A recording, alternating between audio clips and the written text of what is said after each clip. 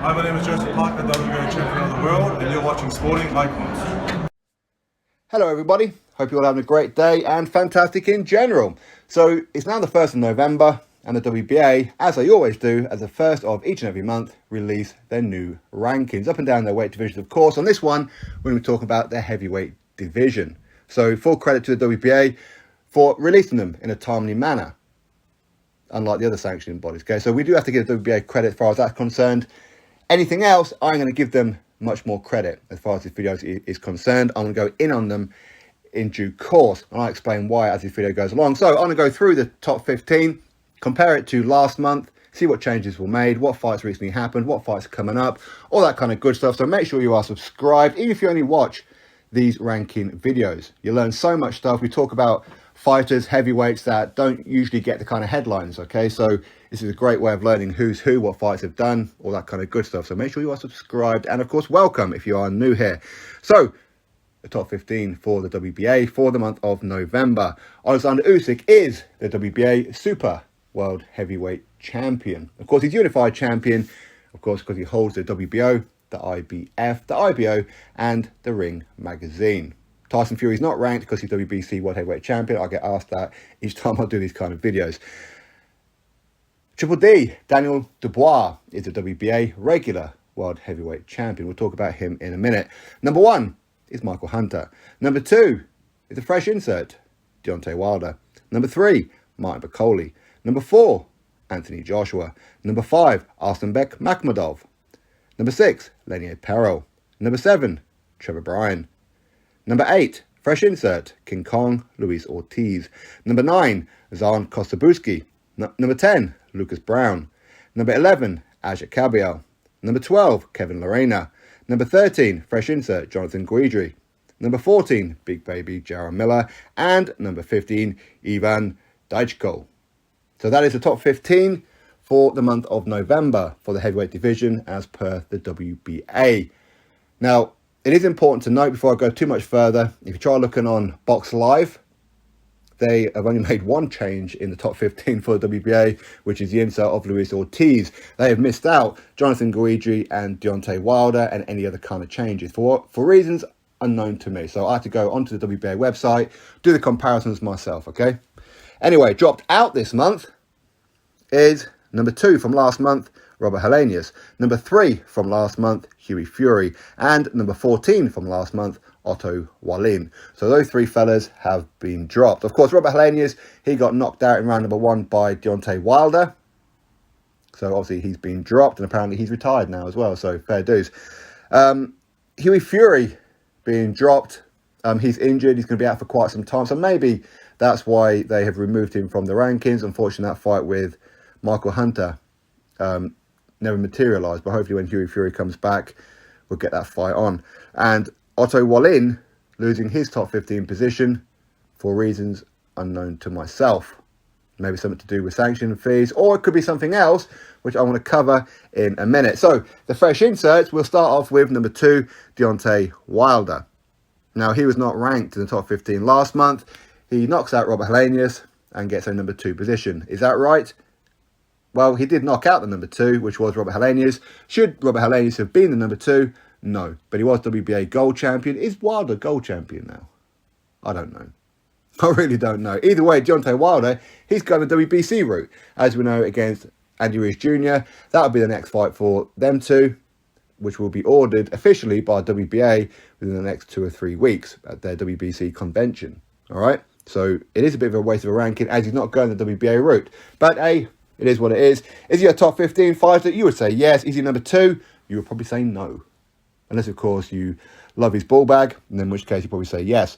Other fresh insert is number 8. Yet another PBC fighter, Luis Ortiz. So a guy who gets knocked out in his last fight, sorry, not knocked out, knocked down multiple times in his last fight by Andy Ruiz Jr., loses on points, is number 8 in the WBA, who wasn't ranked last month. So he loses to Andy Ruiz Jr. and he gets put into the number 8 position of the WBA when Andy Ruiz Jr. doesn't get put in the top 15 at all. How exactly does that work? WBA and their PBC bias, right? What can you do? And of course, number 13, Jonathan Guidry. Now, Jonathan Guidry is, just like Trevor Bryan, who Trevor Bryan is ranked number 7, are two Don King fighters. We know the history with the WBA and Don King. The WBA are overly biased when it comes to Don King fighters. If Don King wants one of his fighters ranked, guess what the WBA are going to do? They're going to rank him. That's how it works. Okay? That's why the WBA cannot be trusted at all. I wouldn't trust the WBA as far as I could spit. I really wouldn't. They're absolute dirty little scumbags in my opinion. But what can you do?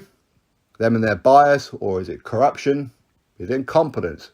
Who knows what it is? But Jonathan Guidry has not had a fight since the 11th of June of this year. So he hasn't fought in, 6 months? He wasn't ranked in the top 15 last month, or the month before that, or the month before that. In fact, the last time Jonathan Guidry was ranked by the WBA was right before he fought and got lost to Trevor Bryan. Yeah? Well, Trevor Bryan, listen, he shouldn't have been WBA champion anyway. He shouldn't have been.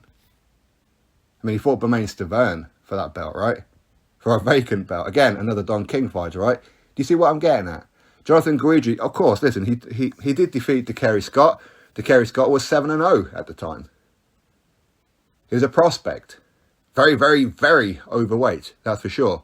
But Jonathan Guidry, if you lose to a Trevor Bryan, you should not be ranked in anybody's top 15. But we know why he is, because he's a Don King fighter, right? Yeah, of course. Anyway, so they are the fresh inserts. Now, other than that, no great changes. No great changes. I mean, big baby Jaron Miller, should he be in the top 15 after doing what he's done? Those multiple PEDs? No. But at the end of the day, you can't keep punishing people, that's for sure. Has he turned a new leaf? Is he definitely off the juice?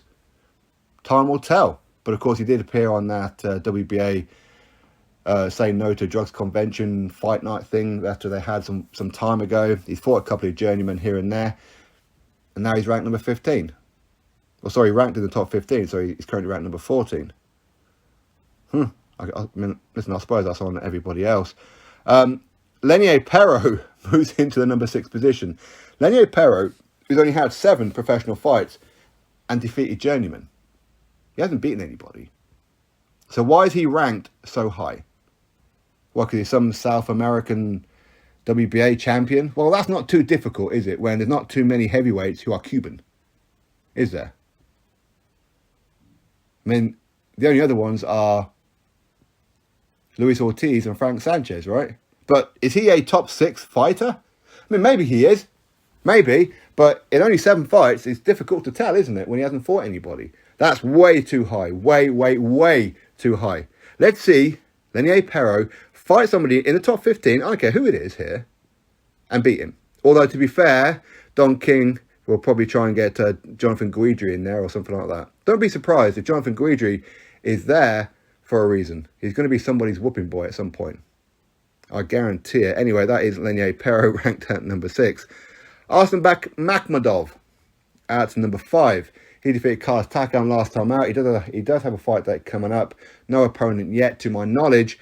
Big puncher, Russian heavyweight. Resides in Canada. He's 15-0, I think he is. The only person he didn't stop was Carlos Takam. Everybody else, he stopped, right? And he does have a couple of good wins on his record. But while he looks pretty good, I'd love to see him take on Joe Joyce. I really would. But I'd also like to see Makhmadov justify this position by fighting somebody in the top 15. Now, there are a couple of fall guys here, which I fully expect somebody to take advantage of at some point. I say Jonathan Guidry and Lucas Brown. So maybe somebody somewhere can knock them two out of the top 15. It would tidy up a little bit. It really would. Really would. Now, down Dubois, he will be taking on number 12 rated Kevin Lerena. He's South African. He's pretty much a career cruiserweight. A couple of fights at heavyweight. Dan Dubois, he is entitled to a voluntary defence. Kevin Lerena, I think he's only had 1 loss on his record. I don't have his record in front of me, so I don't know. But, you know what? At least he's stepping up. A lot of these fighters in these top 15 haven't, have they? So Kevin Lerena taking on Daniel Dubois. I'll be interested to see what Kevin Lerena brings. But I've got a feeling that Daniel Dubois is going to be too big, too strong, too powerful for Kevin Lerena. That's what I've got a feeling. That's my honest opinion on that one. Anyway, that is the news for the WBA.